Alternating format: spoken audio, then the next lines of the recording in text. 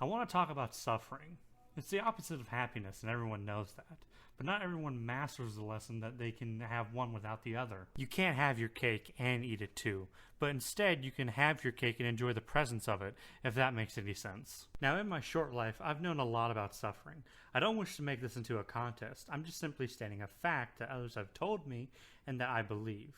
Something I've found is that happiness is shallow. You shouldn't want it all the time. You must not think like this, or you risk, and trust me, your luck will run out, the first blow of your life being crushing, to the point of it being world-shattering. Almost everyone will suffer great tragedies, but I don't envy the few that don't suffer greatly, or face impacts.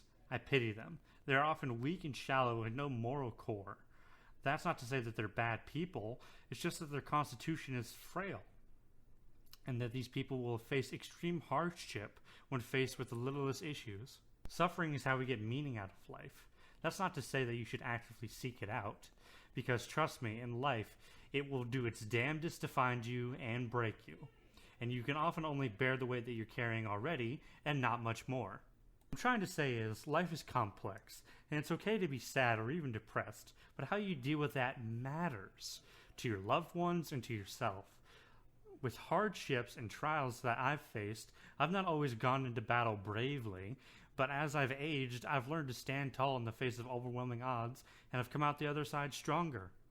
Granted, my life is long from over, God willing, and I shall face things I never thought possible, but preparing myself and learning now is the best defense I can do.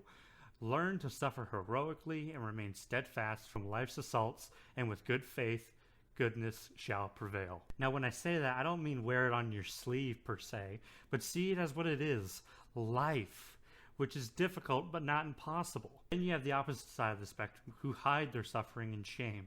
You shouldn't. Either you do this and it leads to life seeming meaningless. To act like suffering is not there at all retracts from the value of any happiness you do and makes life unbearable.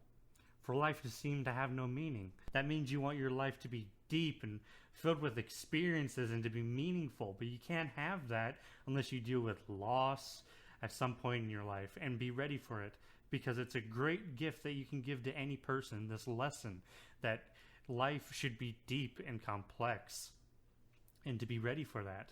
And to understanding that suffering equals depth and complexity can be used to justify a seemingly meaningless existence.